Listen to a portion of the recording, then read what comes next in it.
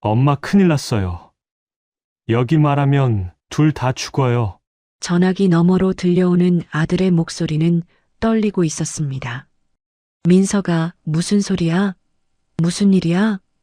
저는 다급하게 물었지만 대답은 돌아오지 않았습니다. 민서가, 뚝. 전화는 그렇게 끊겼습니다. 그게 제 아들의 마지막 목소리였습니다. 안녕하세요. 여러분, 오늘 들려드릴 이야기는 한 엄마가 군대에서 사라진 아들을 찾아 나선 실화를 바탕으로 한 사연입니다. 잠깐. 이 영상이 도움이 되셨다면 지금 바로 좋아요 버튼 한번 눌러주시고요.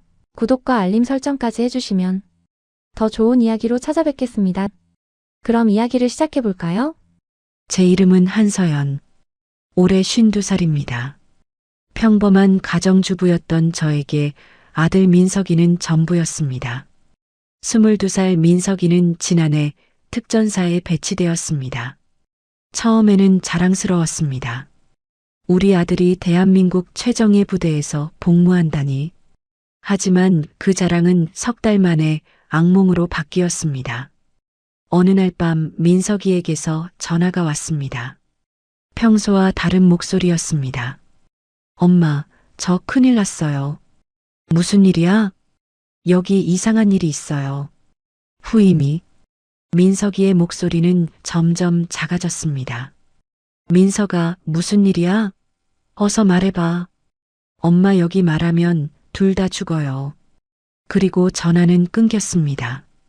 저는 그날 밤 한숨도 자지 못했습니다. 다음 날 새벽 저는 곧장 민석이 부대로 달려갔습니다. 경기도 외곽의 산속, 철조망으로 둘러싸인 부대 정문 앞에서 저는 면회 신청을 했습니다. 한민석 일병 면회 왔습니다. 헌병이 신분증을 확인하더니 잠시 안으로 들어갔습니다. 10분쯤 지났을까요? 행정병 한 명이 나왔습니다. 죄송합니다만 한민석 일병은 현재 면회가 불가능합니다. 네? 왜요? 무슨 일 있어요? 징계 전출 조치되었습니다. 징계? 우리 민석이가 무슨 징계를요? 어디로 전출됐는데요? 알려주세요. 그건 말씀드릴 수 없습니다. 왜요? 엄마한테도 못 알려줘요? 행정병은 난처한 표정을 지으며 고개를 저었습니다. 규정상 공개할 수 없습니다. 저는 그 자리에서 주저앉고 싶었습니다. 여러분이라면 어떻게 하시겠습니까? 자식이 군대에서 사라졌는데 어디로 갔는지도 모르고 왜 그렇게 됐는지도 알 수 없다면요? 댓글로 여러분의 생각을 남겨주세요. 저는 그날 부대 정문 앞에서 하루 종일 서 있었습니다. 해가 기울어가도 저는 그 자리를 떠나지 못했습니다. 혹시라도 민석이가 나올까 싶어서요. 도시락까지 싸왔지만 전달조차 할 수 없었습니다. 죄송합니다. 반입불가 품목입니다. 헌병은 차갑게 말했습니다. 도시락도요? 엄마가 만든 밥인데. 규정입니다. 저는 도시락을 안고 부대 정문 앞 벤치에 앉았습니다. 오후 5시쯤 됐을까요? 부대 안에서 병사들이 하나둘 나오기 시작했습니다. 저는 지나가는 병사들을 붙잡고 물었습니다. 혹시 한민석 일병 아세요? 아니요, 모르는데요. 특전사 소속인데 키 크고 마르네요. 죄송한데 저도 잘 몰라요. 10명도 넘게 물어봤지만 아무도 민석이를 아는 사람이 없었습니다. 아니, 아는 척을 하지 않는 것 같았습니다. 어떤 병사는 제 얼굴을 보더니 황급히 고개를 돌리고 뛰어가기도 했습니다. 무언가 숨기고 있다. 저는 확신했습니다. 해질 무렵 저는 정문을 나서려고 했습니다. 그때였습니다. 누군가 제 옆을 스쳐 지나가며 제 손에 무언가를 쥐어줬습니다. 저는 깜짝 놀라 뒤를 돌아봤지만 그 사람은 이미 사라지고 없었습니다. 손을 펴보니 작게 접힌 쪽지 한 장, 급하게 쓴 듯한 글씨였습니다. 민석 전출 아니다. 제 심장이 쿵쾅거렸습니다. 전출이 아니라고? 그럼 어디 있다는 거죠? 쪽지 뒷면에는 이렇게 쓰여 있었습니다. 오늘 밤 11시 부대 뒤편 공터에서. 저는 손을 떨며 쪽지를 주머니에 넣었습니다. 누군가 저를 지켜보고 있다는 느낌이 들었습니다. 저는 아무렇지 않은 척 천천히 부대를 빠져나왔습니다. 그날 밤 저는 약속 장소로 향했습니다. 부대 뒤편, 가로등도 없는 어두운 공터. 저는 떨리는 마음으로 그곳에 섰습니다. 시간이 흘러도 아무도 나타나지 않았습니다. 혹시 함정은 아닐까? 그런 생각이 들 때쯤 어둠 속에서 누군가 나타났습니다. 누구세요? 저는 떨리는 목소리로 물었습니다. 조용히 하세요. 젊은 남자의 목소리였습니다. 가까이 다가오자 군복을 입은 병사였습니다. 이등병 계급장이 보였습니다. 저 민석이 동기예요. 민석이 동기? 그럼 민석이 어디 있어요? 제가 다급하게 물었습니다. 병사는 주변을 살피며 낮은 목소리로 말했습니다. 민석이 없어졌어요. 훈련장에서 사고 난 뒤로요. 사고?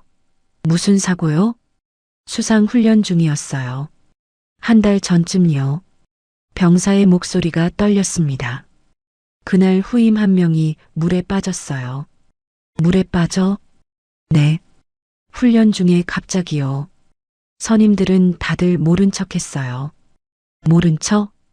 저는 믿을 수 없다는 표정으로 물었습니다. 아무도 안 도왔어요. 그냥 지켜만 봤어요. 병사의 목소리에 분노가 섞여 있었습니다.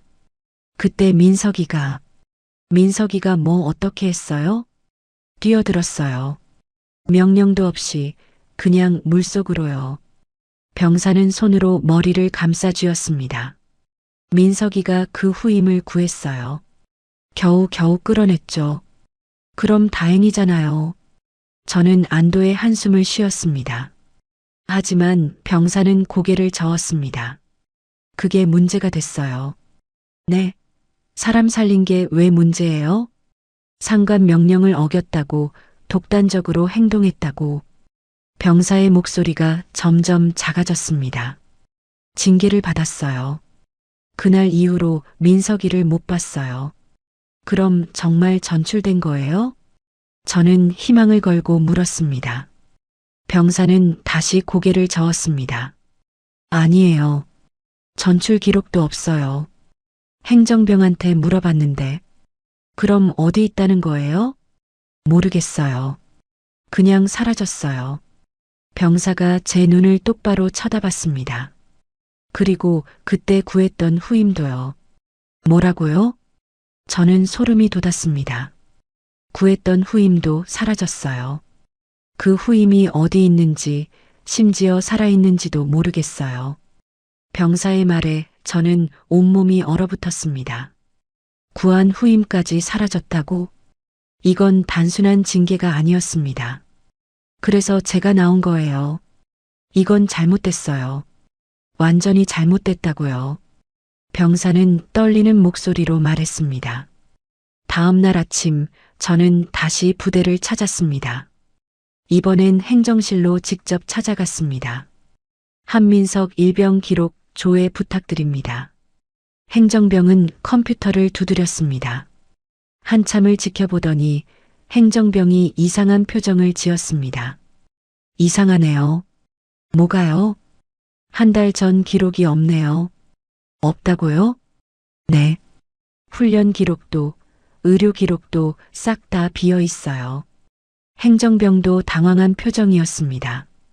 그럴 리가 없는데, 보통은 다 남는데. 저는 눈앞이 캄캄했습니다. 기록까지 없다니. 이건 의도적입니다. 누군가 지운 겁니다. 혹시 CCTV 기록은요? 저는 마지막 희망을 걸고 물었습니다. 행정병은 난처한 표정을 지으며 작은 목소리로 말했습니다. 그것도 그날 꺼졌다고 들었어요. 하필 그날만요? 네, 저도 이상하다고 생각해요. 행정병이 주변을 살피더니 더 작은 목소리로 속삭였습니다. 사실 저도 그 일 때문에 찍혔어요. 네. 그날 기록을 조회하다가 상관한테 혼났거든요. 건드리지 말라고. 행정병의 목소리에 두려움이 묻어났습니다. 부인, 조심하세요. 이거 보통 일이 아니에요.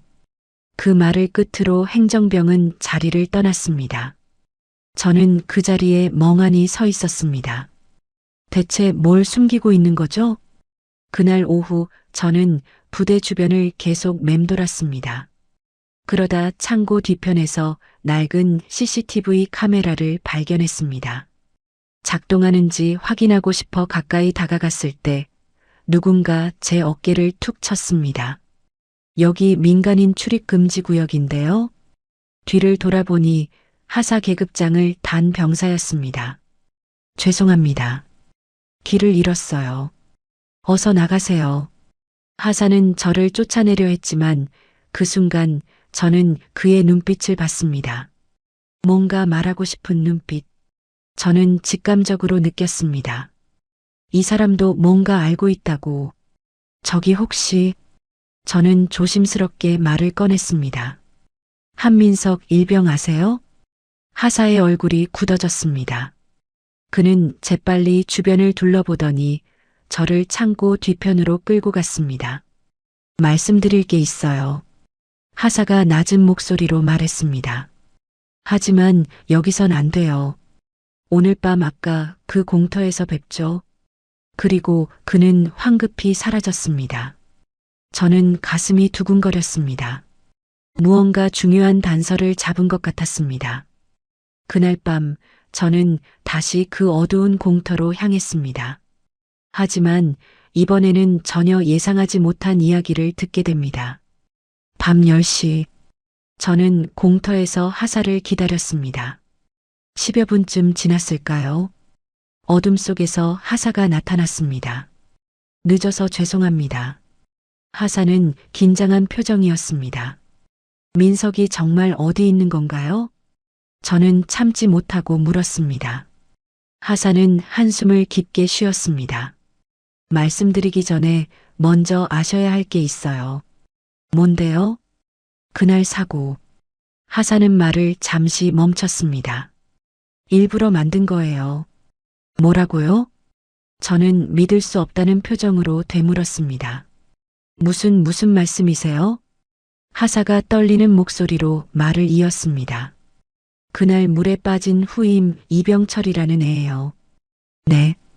그 애가 선임들한테 괴롭힘을 당하고 있었어요. 저는 입을 틀어막았습니다. 가혹행위요? 네. 심했어요. 매일 밤 얼차려에 폭행까지. 하사의 목소리에 분노가 섞여 있었습니다. 그러다 이병철이 참다 못해 부모님한테 편지를 쓴 거예요. 편지를요? 네. 그 편지가 부대로 접수됐어요. 하사는 주먹을 꽉 쥐었습니다. 그러니까 선임들이 난리가 난 거죠. 들키면 다 끝이니까. 그래서 일부러. 네. 훈련을 가장해서 위험한 곳으로 끌고 간 거예요. 저는 온몸에 소름이 돋았습니다. 그런데 민석이가 그걸 알아챘어요. 평소에도 이병철을 챙겨주던 애였거든요. 그래서 뛰어든 거군요. 네. 민석이가 이병철을 구하고 그 자리에서 선임들한테 따졌어요. 하사의 목소리가 떨렸습니다. 그게 문제였어요. 민석이가 너무 많이 봤으니까. 많이 봤다니요? 그날 훈련에 중령님도 계셨어요. 중령이요? 저는 깜짝 놀랐습니다. 네. 작전과장 김태수 중령. 그분이 직접 그 훈련을 지시했거든요. 하사는 고개를 떨구었습니다. 민석이가 이병철을 구하고 나서 중령님이 직접 와서 둘을 데려갔어요. 어디로요? 모르겠어요.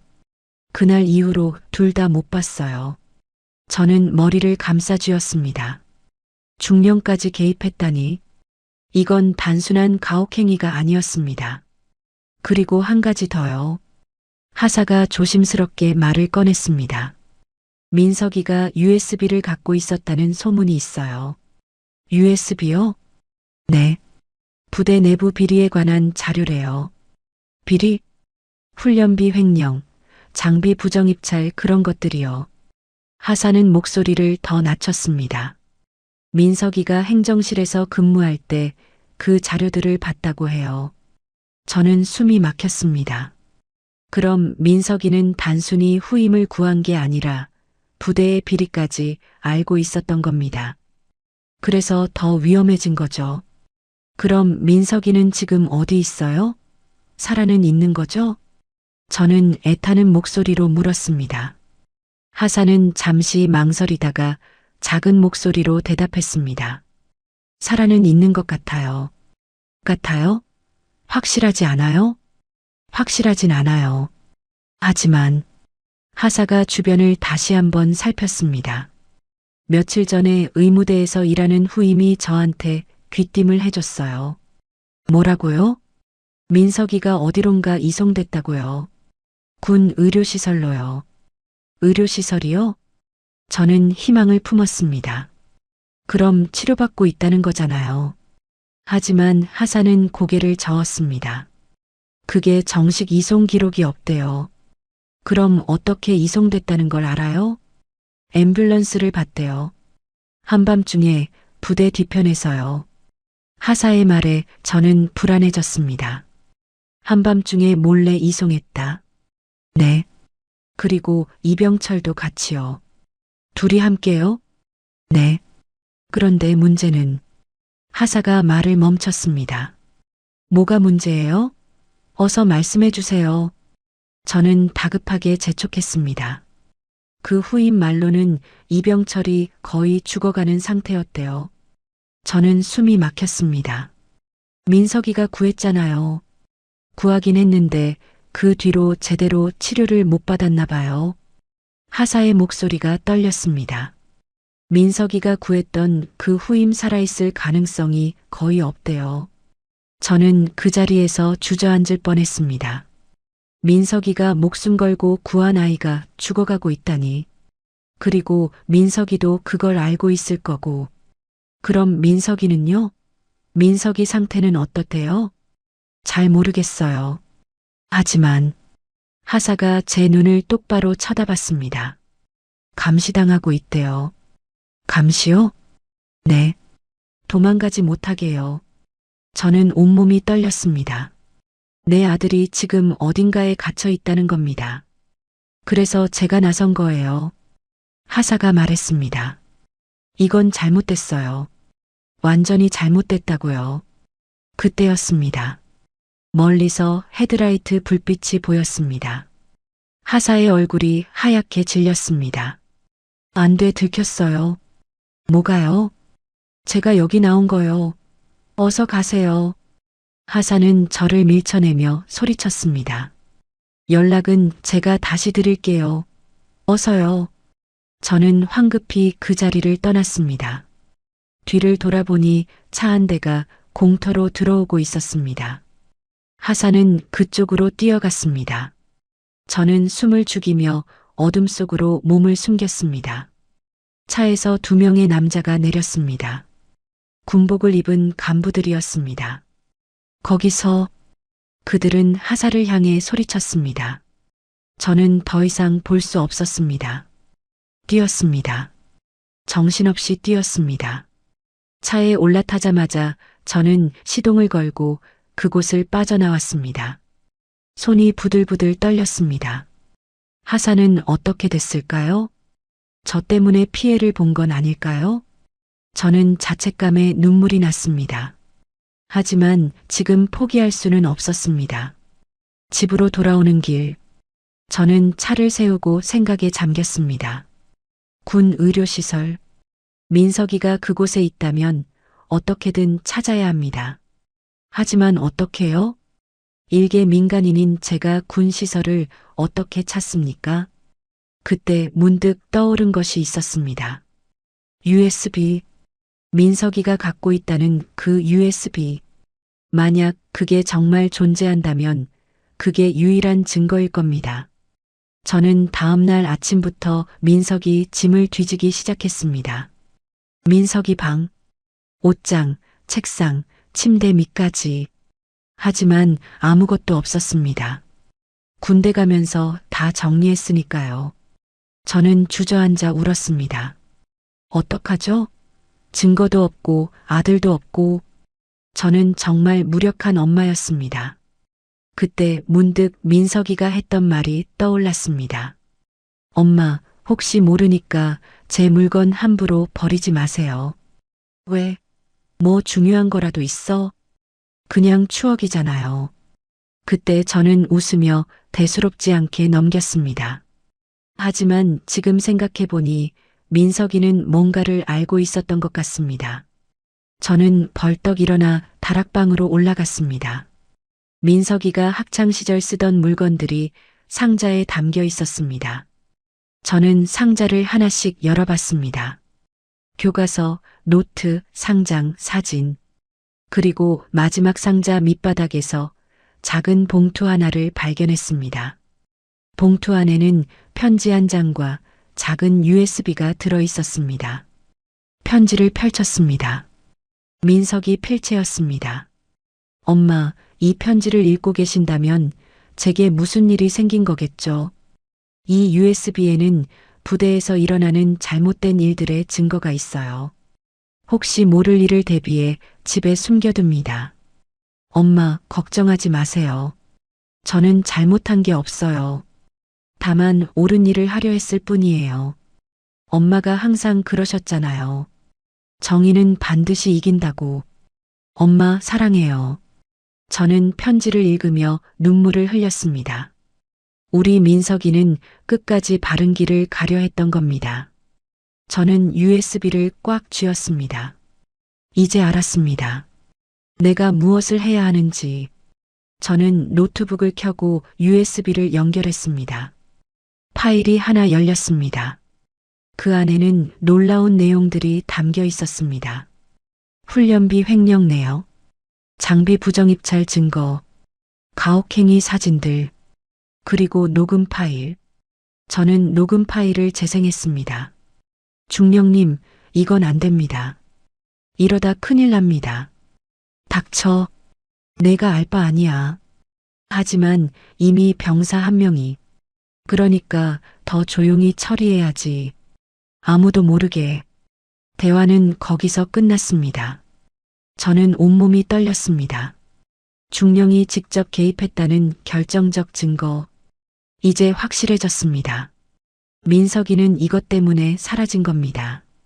저는 USB를 안전한 곳에 숨겼습니다. 그리고 결심했습니다.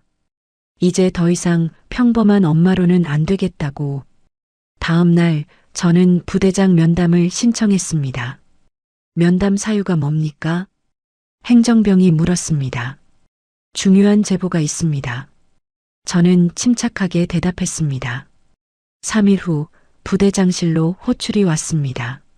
저는 정장을 차려입고 부대를 찾아갔습니다. 부대장실, 중년의 대령 한 명과 작전과장 김태수 중령이 책상 앞에 앉아 있었습니다. 저는 그 중령의 얼굴을 똑똑히 봤습니다. 민석이를 어떻게 한 바로 그 사람. 앉으세요. 대령이 말했습니다. 저는 의자에 앉았습니다.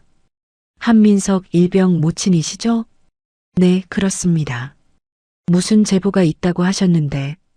대령이 물었습니다. 저는 잠시 침묵했습니다. 그리고 천천히 입을 열었습니다. 먼저 제가 누구인지부터 밝히는 게 순서일 것 같네요. 누구시라고요? 대령이 의아한 표정을 지었습니다. 저는 가방에서 낡은 신분증을 꺼냈습니다. 오래된 국정원 협력요원증. 대령과 중령의 얼굴이 굳었습니다. 한서연. 전 국정원 대공수사팀 협력요원이었습니다. 방 안의 공기가 얼어붙었습니다. 지금은 은퇴했지만 필요하다면 언제든 다시 라인을 가동할 수 있습니다. 저는 차분하게 말했습니다. 제 아들이 이 부대에서 실종됐습니다. 정확히 말하면 은폐됐습니다. 잠깐만요. 그건 중령이 말을 끊으려 했지만 저는 손을 들어 제지했습니다. 들으세요. 끝까지. 저는 눈을 똑바로 쳐다보며 말했습니다. 저는 지난 2주 동안 제 아들의 행방을 쫓았습니다. 그리고 알아냈죠. 제 아들이 가혹행위를 막다가 여러분들에게 위협이 됐다는 걸. 중령의 얼굴이 하얗게 질렸습니다. 그건 오해입니다. 오해요? 그럼 이건 뭡니까? 저는 가방에서 USB를 꺼냈습니다. 물론 진짜는 아닙니다. 복사본이죠. 이 안에는 훈련비 횡령, 장비 부정 입찰, 가혹행위 증거, 그리고 녹음 파일이 있습니다. 저는 USB를 책상 위에 툭 놓았습니다. 특히 김태수 중령님의 목소리가 아주 선명하게 담겨 있더군요. 중령이 벌떡 일어났습니다. 그건 조작입니다. 조작이라고요? 저는 비웃음을 흘렸습니다. 국정원 출신이 조작을 못 가린 것 같습니까? 저는 대령을 바라봤습니다. 대령님, 저는 조용히 해결하고 싶습니다. 제 아들만 무사히 돌려주신다면요. 대령은 난처한 표정으로 중령을 쳐다봤습니다. 김중령, 이게 무슨...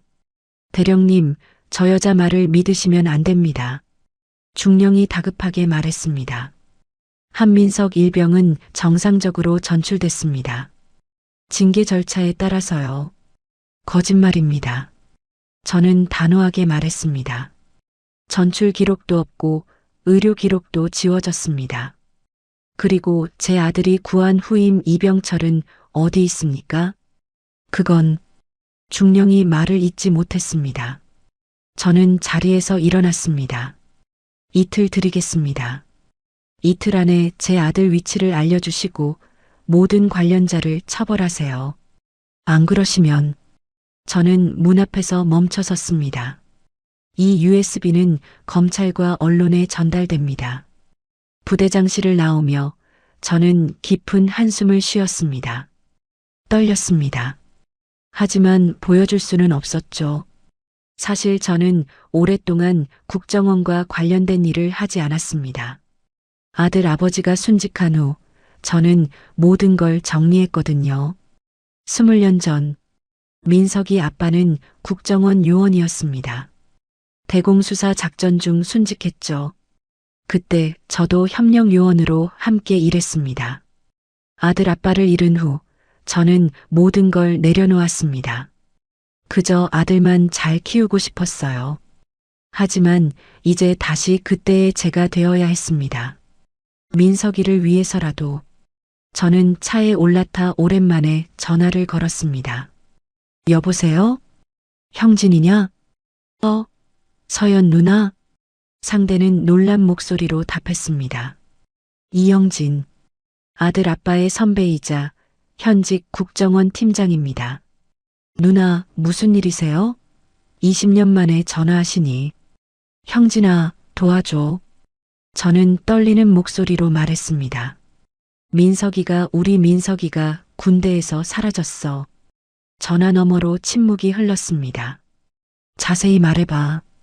형진이 진지한 목소리로 말했습니다. 저는 그동안 있었던 일을 하나하나 설명했습니다. 알겠어. 내가 알아볼게. 고마워, 형진아. 누나, 조심해. 군 조직 건드리는 거 쉬운 일 아니야. 알아. 하지만 내 아들이야. 저는 전화를 끊었습니다. 이틀이 지났습니다. 부대에서는 아무 연락이 없었습니다. 오히려 저에게 경고가 왔습니다.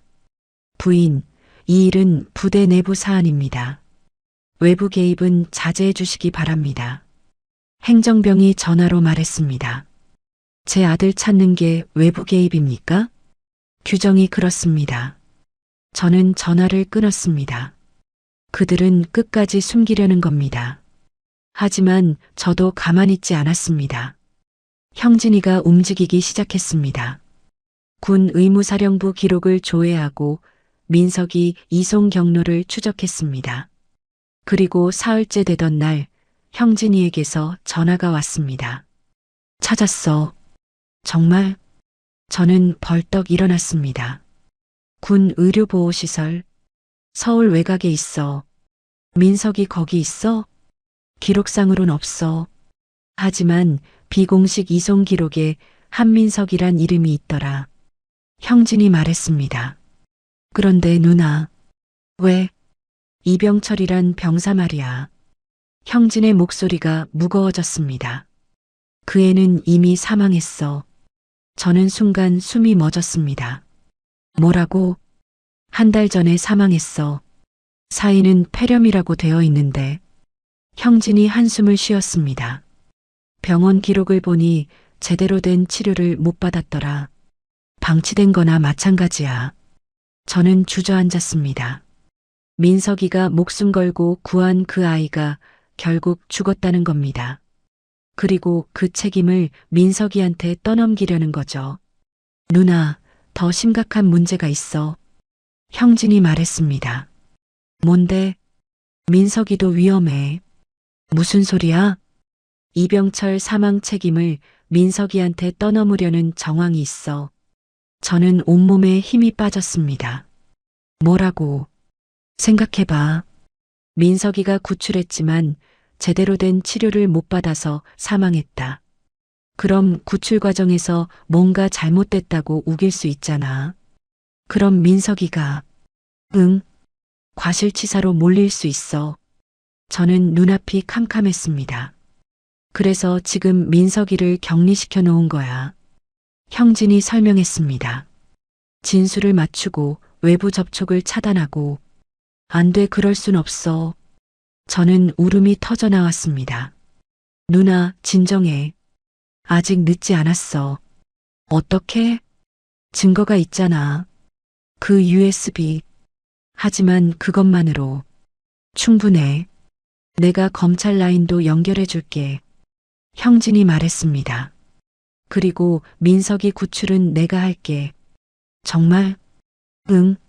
내일 당장 움직일 거야. 저는 희망을 품었습니다. 하지만 그날 밤 예상치 못한 일이 벌어졌습니다. 형진이에게서 다급한 전화가 왔습니다. 누나, 큰일 났어. 왜? 무슨 일이야? 군에서 먼저 움직였어. 민석이를 다른 곳으로 옮긴 것 같아. 뭐라고? 오늘 저녁에 이송됐대. 어디로 갔는지 추적 중이야. 저는 공황 상태에 빠졌습니다. 안 돼, 민석이가. 누나, 일단 진정하고. 내가 반드시 찾을게. 전화가 끊겼습니다. 저는 그 자리에 주저앉았습니다. 왜 이렇게 됐을까요? 제가 나선 게 잘못이었을까요? 하지만 가만히 있을 수는 없었습니다. 저는 눈물을 닦고 일어섰습니다. 그리고 마지막 카드를 꺼내 들었습니다. USB. 저는 USB를 복사해서 검찰, 언론사, 그리고 국방부에 동시에 전달했습니다. 이제 숨길 수 없을 겁니다.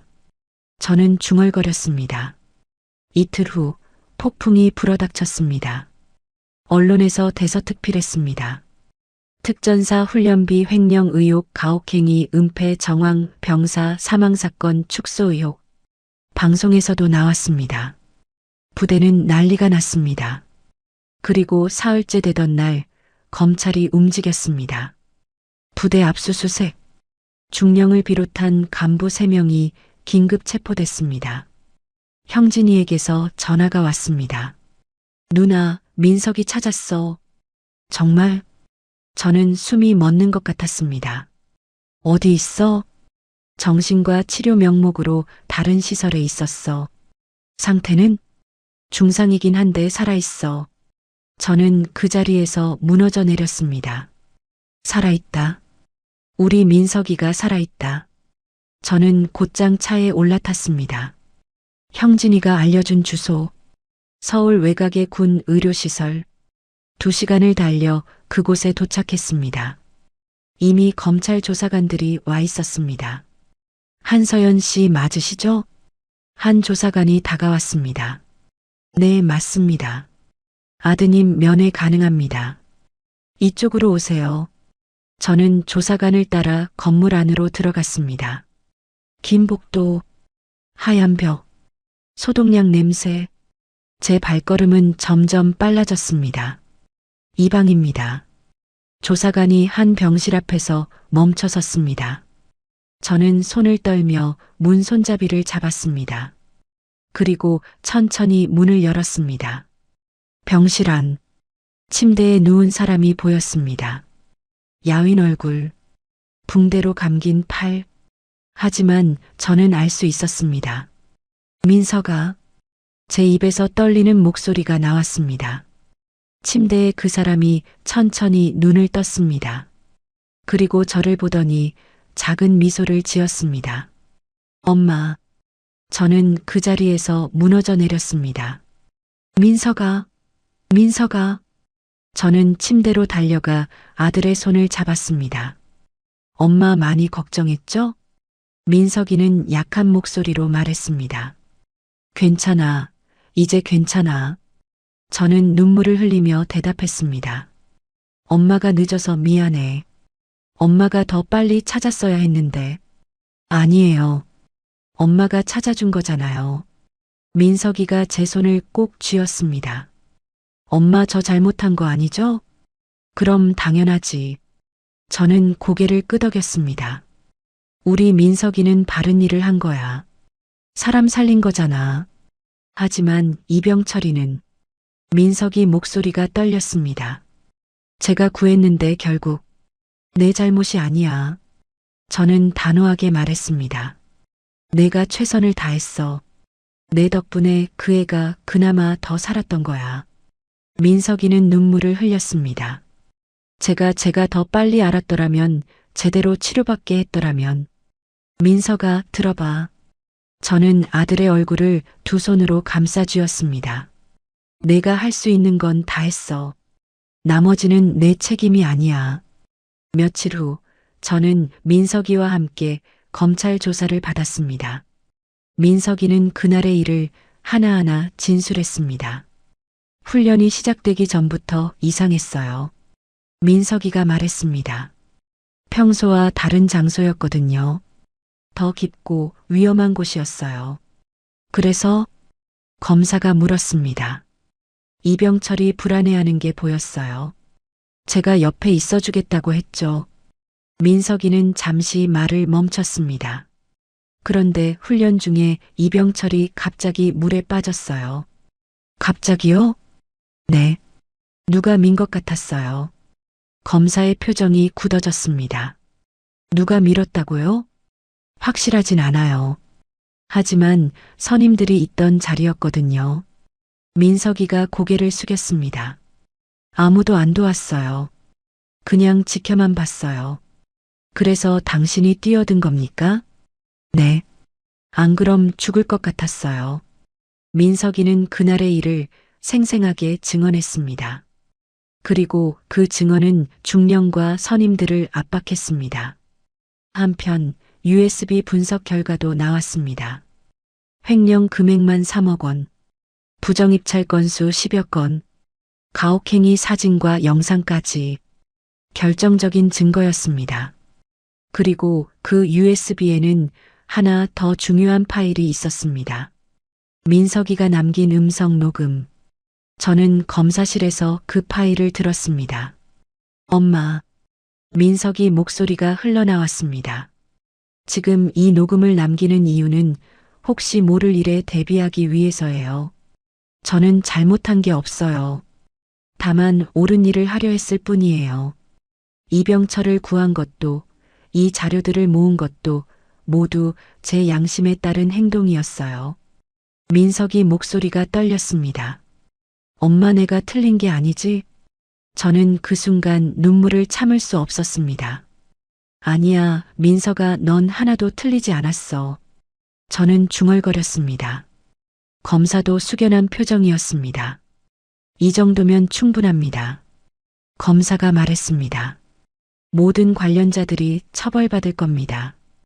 일주일 후 판결이 났습니다. 김태수 중령 징역 3년, 집행유예 5년, 선임 2명 징역 2년, 간부 3명 보직해임 및 군형법 처벌. 부대장은 경질됐고 부대 전체가 감사를 받았습니다. 그리고 이병철의 죽음은 정식으로 가혹행위에 의한 방치 사망으로 기록됐습니다. 민석이는 무혐의, 오히려 동료 구출 공로로 표창까지 받게 됐습니다. 하지만 민석이는 기뻐하지 않았습니다. 엄마 이병철이는 못 살렸는데. 민석아, 저는 아들의 어깨를 감싸 안았습니다. 내가 할 수 있는 건 다 했어. 이병철이도 그걸 알 거야. 한 달이 지났습니다. 민석이는 병원에서 치료를 받으며 서서히 회복해 갔습니다. 부러진 갈비뼈, 찢어진 인대, 수많은 멍과 상처들. 하지만 무엇보다 깊었던 건 마음의 상처였습니다. 엄마, 제가 복귀할 수 있을까요? 민석이가 어느 날 물었습니다. 복귀? 군대에? 네. 아직 복무 기간이 남았잖아요. 저는 놀랐습니다. 민석아, 넌 충분히 했어. 의병제대도 가능해. 하지만 저는 도망치고 싶지 않아요. 민석이가 제 눈을 똑바로 쳐다봤습니다. 제가 옳은 일을 했다면 당당하게 복무를 마쳐야죠. 저는 아들이 자랑스러웠습니다. 그래, 내가 원한다면 엄마는 응원할게. 2달 후 민석이는 다시 부대로 복귀했습니다. 물론 같은 부대는 아닙니다. 새로운 부대, 새로운 동료들. 그곳에서 민석이는 정상적으로 군 생활을 이어갔습니다. 그리고 6개월 후 민석이 전역식이 있었습니다. 저는 부대를 찾아갔습니다. 이번엔 정문에서 막히지 않았습니다. 오히려 헌병이 경례를 했습니다. 한민석 일병 모친이시죠? 안으로 들어오세요. 저녁식장. 많은 병사들과 가족들이 모여 있었습니다. 민석이는 단상 위에 서서 표창장을 받았습니다. 한민석 일병. 동료 구출 및 부대 비리 제보 공로를 인정하여 이 표창을 수여합니다. 부대장이 표창장을 건넸습니다. 민석이는 경례를 올렸습니다. 그 모습을 보며 저는 눈물을 흘렸습니다. 저녁식이 끝난 후 부대원들이 민석이에게 다가왔습니다. 형, 수고하셨습니다. 형 덕분에 부대가 많이 바뀌었어요. 존경합니다. 민석이는 어색하게 웃으며 그들과 악수를 나눴습니다. 그리고 저에게 다가왔습니다. 엄마. 그래, 수고했어. 저는 아들을 꼭 안아줬습니다. 엄마 고마워요. 뭐가? 저 믿어줘서요. 민석이가 제 어깨에 얼굴을 묻었습니다. 바보야. 엄마가 널 안 믿으면 누가 믿어? 저는 아들의 등을 토닥였습니다. 우리는 한참을 그렇게 서 있었습니다.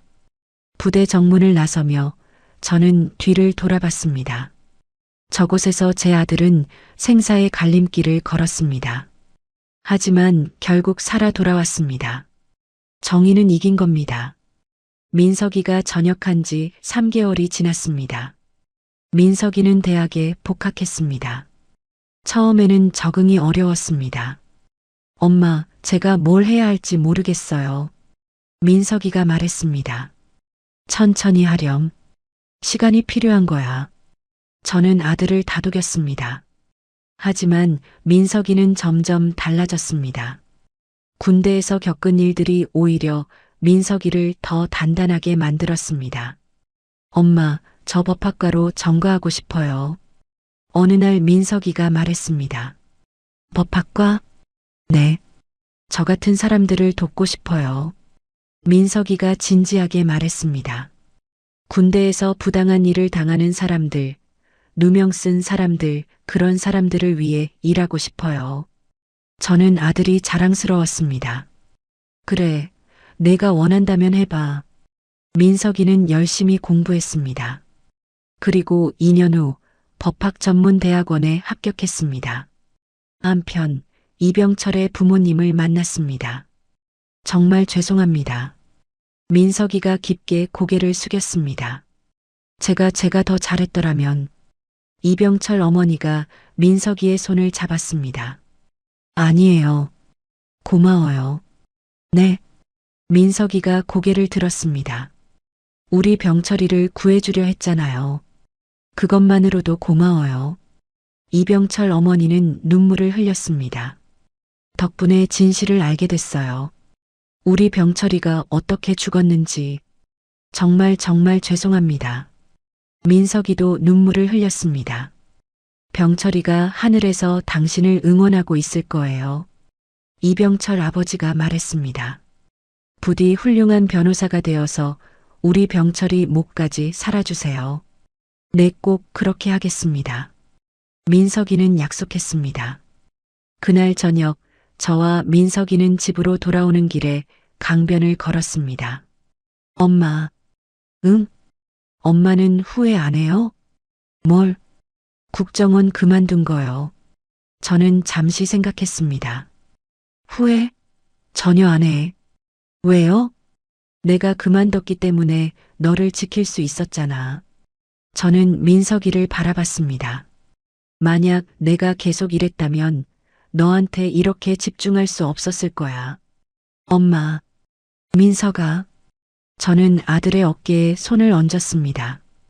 엄마는 단지 엄마였을 뿐이야. 국정원 요원이 아니라 그저 내 엄마. 민석이는 고개를 끄덕였습니다. 그래서 난 후회 없어. 내가 한 일 중에 가장 잘한 일이거든. 우리는 한참을 걸었습니다. 석양이 지고 있었습니다. 엄마 사랑해요. 나도 사랑해, 민석아. 5년이 흘렀습니다. 민석이는 변호사가 되었습니다. 그리고 군인권센터에서 일하고 있습니다. 한민석 변호사님, 상담 예약자가 왔습니다. 네, 들어오라고 하세요. 민석이 사무실. 젊은 병사 한 명이 들어왔습니다. 안녕하세요. 병사는 떨리는 목소리로 인사했습니다. 앉으세요. 편하게 말씀하세요. 민석이가 부드럽게 말했습니다. 저 부대에서 가혹행위를 당하고 있어요. 병사가 고개를 숙였습니다. 어떻게 해야 할지 모르겠어요. 괜찮아요. 제가 도와드릴게요. 민석이가 병사의 손을 잡았습니다. 저도 비슷한 일을 겪었거든요. 정말요? 병사가 고개를 들었습니다. 네. 그래서 더 잘 이해할 수 있어요. 민석이가 미소 지었습니다. 같이 해결해봐요. 끝까지. 그날 저녁 민석이는 집으로 돌아왔습니다. 엄마 다녀왔습니다. 그래, 수고했어. 저는 저녁 식사를 준비하고 있었습니다. 엄마, 오늘 또 한 명 도왔어요. 그래, 잘했네. 그 병사 보니까 예전에 제가 생각나더라고요. 민석이가 말했습니다. 두렵고 외롭고 누구한테도 말 못하는 그 기분. 이젠 괜찮지? 네. 엄마 덕분에요. 민석이가 제 어깨에 기댔습니다. 엄마가 포기하지 않았으니까 제가 여기까지 올 수 있었어요. 저는 아들의 머리를 쓰다듬었습니다. 넌 스스로 일어섰어. 엄마는 그저 옆에 있었을 뿐이야. 아니에요. 엄마가 없었으면 저 못 버텼어요. 민석이가 제 손을 잡았습니다. 고마워요, 엄마. 저는 눈물이 핑 돌았습니다. 바보야. 뭘 그런 걸 고마워해. 얼마 후 민석이는 군인권 개선 토론회에 패널로 초청받았습니다. 저도 청중석에 앉아 아들의 발표를 들었습니다. 저는 군대에서 생사의 갈림길을 걸었습니다. 민석이가 마이크를 잡고 말했습니다. 하지만 포기하지 않았습니다. 제가 옳다고 믿었으니까요. 그리고 저를 믿어준 사람이 있었습니다. 바로 제 어머니였습니다. 민석이가 저를 바라봤습니다. 어머니는 국정원 출신이셨지만 그 모든 걸 내려놓고 그저 엄마로서 저를 찾아주셨습니다. 청중들이 박수를 쳤습니다. 저는 그 사랑으로 여기까지 왔습니다. 그리고 이제 그 사랑을 다른 사람들에게 전하고 싶습니다. 민석이의 목소리에 힘이 실렸습니다. 정의는 숨지 않습니다. 포기하지 않는 한 반드시 이깁니다. 박수가 터져 나왔습니다. 저는 눈물을 닦으며 아들을 바라봤습니다. 그래, 우리는 이겼어. 긴 싸움이었지만 결국 우리가 이긴 거야. 토론회가 끝난 후 민석이가 저에게 다가왔습니다. 엄마 어땠어요? 훌륭했어. 저는 아들을 안아줬습니다. 엄마가 정말 자랑스러워. 저도요, 엄마. 우리는 함께 웃었습니다. 그리고 손을 잡고 밖으로 나왔습니다. 저녁 해가 지고 있었습니다. 하지만 우리의 앞은 여전히 밝았습니다.